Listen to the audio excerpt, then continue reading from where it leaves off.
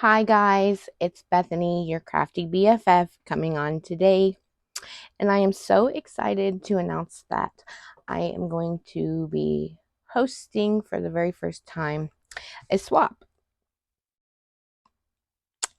Um, let's get into the details. We're gonna call this the layered Embellie Kit Swap. Um, if you saw my video yesterday, my videos, I posted a two-part tutorial to make this lovely little book box kit, I think is what I'm gonna call it. I don't know. There's so many elements to it. So this is a chipboard binding, um, album binding basically. Um, it's secured with a seam binding closure. On the left here we have this three accordion pockets. And on the right here we have this lidded box with 8 small compartments. And the idea is that this um, is a kit to send to your swap partner with pre-made, ready to decorate embellishments and little goodies from your stash to decorate those embellishments with. I think that it's a good idea. I've got a lot of good feedback from other people saying it's a good idea. So many times we want to craft, but we have to actually make the embellishments that we're going to decorate first. But if we only have a little bit of time, it's nice to pull this out and decorate, whatever you got time for. And so I think this is a fun little gift for any crafter. And I think it's going to be a fun swap. Now, you can make one and receive one, or you can make two and receive two. The number that you make is the number that you'll get back. Before we go any further, just to get this question out of the way, you absolutely do not have to make me one. That is not a requirement. I would appreciate it if you did, but obviously you don't have to. And if you're one of those people that has to send a hostess gift, I would be super happy with some layering die cuts and a memory dex card with your information on the back. I'm trying to collect memory dex cards to have on hand to keep track of birthdays and be able to send out birthday mail and wax when I want to. So I can't tell you how many times I've gotten a memory dex card and there's no information on the back. So you must have the information on the back. Anyways, like I said, not required, but I thought I'd throw that in there. It must be postmarked by Friday, November 17th. That gives you just over 2 months to get this done. I wanted to give lots of time because I know there's a lot of Halloween swaps going on right now. And then Christmas crafting will be here before you know it. If you haven't started already, so I just wanted people to be able to participate and not stress about it. Okay, so we're not doing like a super strict theme. I think we should just stick with pastel colors. Stick with what we use all the time. We use those pastel colors all year long. So I would like you to pick a collection or a designer and stick to it so that everything in your swap coordinates nicely. Rules: you must be 18 years old or older. That's pretty standard. I'm willing to open this up internationally, but that's up to you as an international person if you want to pay what could be crazy return shipping. That's up to you. But I have no problem mailing it internationally if you want to pay for it. Requirements: you're going to follow the tutorial that I posted yesterday to make this lovely little book box kit. Like I said, it's a two-parter. The first part you make the binding, the second part you make the insides.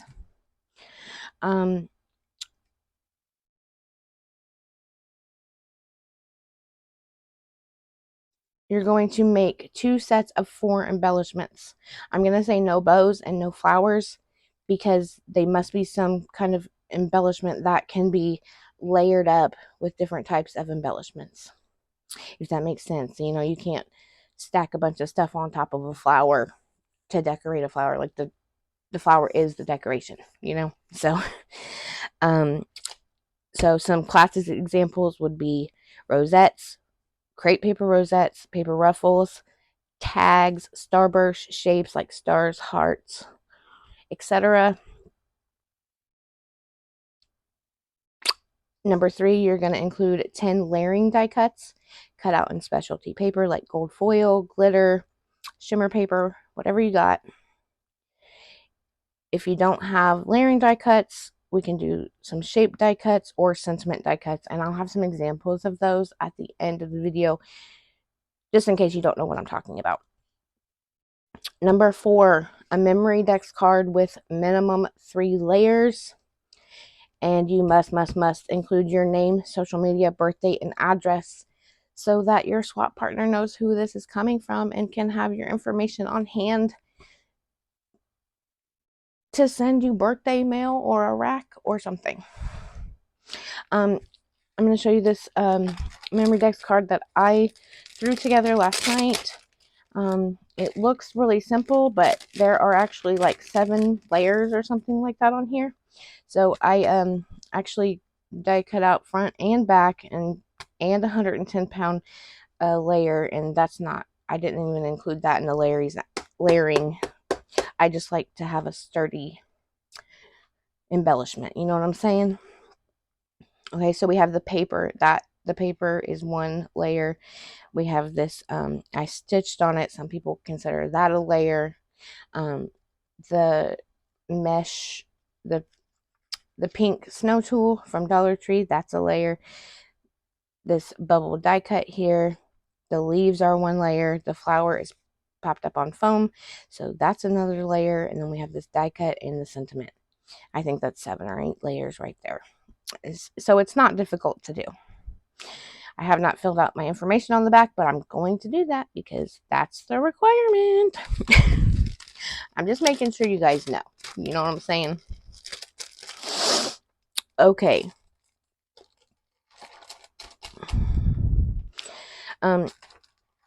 So here are the paper ruffles and the rosettes that I made for the swap. And then here are some examples of some layering die cuts. You know, they're like these thin, dainty die cuts that aren't solid, right? So they just add an extra little something. Here on the front, I use this grid die cut, and you can see how it adds an extra layer of dimension and texture and shine. So that's fun. Right here, I used 2 of the bubble die cuts, and like I said, you can see there how it adds just an extra layer, and they're really fun. I love me a layering die cut. Okay. Now, lastly, you're going to fill your 8 compartments with different embellishments from your stash that you like to use when layering and decorating. Some examples include, but are not limited to, snow tool mesh, gold foil mesh, trim, sentiments of any kind, whether they be fussy cut, stickers backed on cardstock, acetate, chipboard, anything goes. Handmade flowers, die cuts of leaves for your flowers, flower and leaf ephemera from the collection, other ephemera from the collection, enamel dots, diamond dots. This is an example of some small little dainty layering die cuts that I included in here, as well as some tickets from the cut apart sheet this is from Woodland Grove.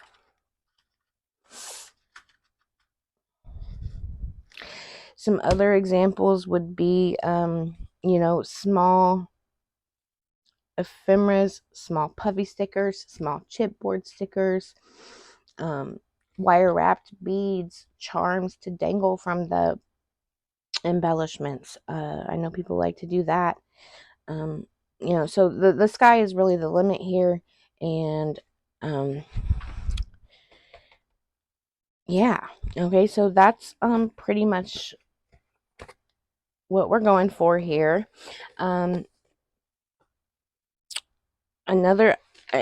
do want to require that we decorate the front, the smallest accordion pocket here, and the lid of this box. My thought process was that it would be really cool to make an extra one of each of the embellishments that you choose to make, and use that as part of your decoration on the front here or on the box, and just give an example of how you would decorate that using some of the stuff that you sent. I think that would be a good idea, but not required. Just an idea. Okay. Now I told you I was going to show you some of these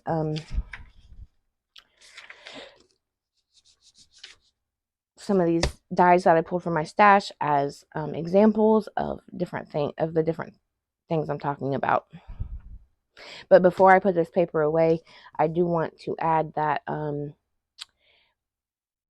I want you to send your return shipping with your swap, or be prepared to pay on Venmo. I do have a PayPal, but it only works when it wants to, and it's super, super annoying.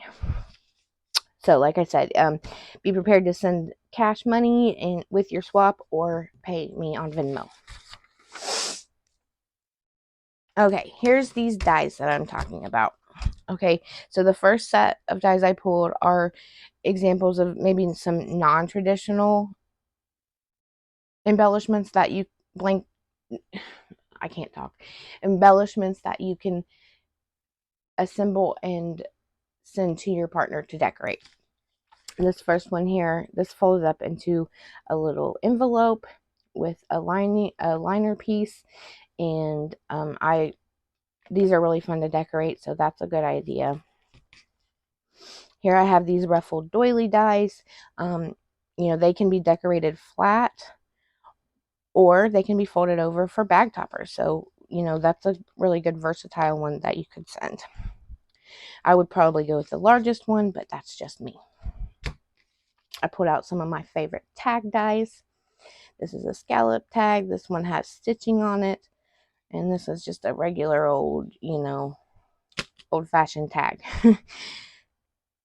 I think everyone's decorated a tag, made a tag flip, so you know how that goes.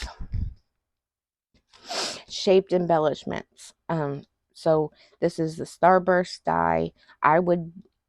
If it were me, I would probably include the two biggest layers and layer them up with foam, or keep them flat, whatever you prefer, but I would at least do the 2 layers for a die like this, and avoid the super small ones.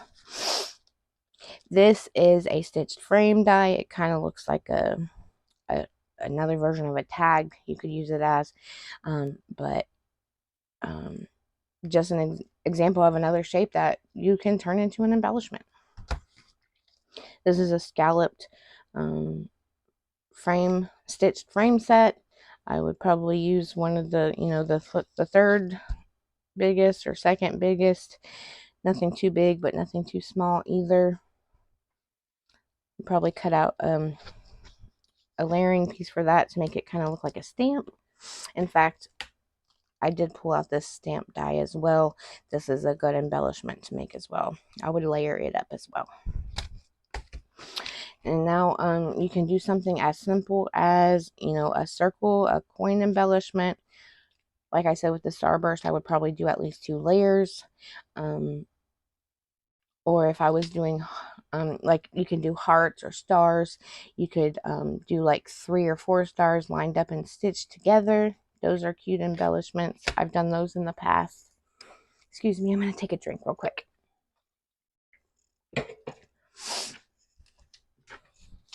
Okay, next I pulled these dies from my stash that I consider good layering dies. A good layering die is something that's not solid, if that makes sense. You want it to be something dainty, lacy, so it's not a solid image in the background. It's just an extra layer. So this is a really good example of a lacy doily die. These are lacy doily edge dies. These make for good layering pieces. I think everybody has this hanging lace die in their stash, but I could always use extras of these in specialty paper, so I pulled those. These I call my bubbles. Again, I use those here on my box. You can see how they add just a little something extra. I have this dainty wreath die. That's a good example. This is the grid background die that I have on the front here.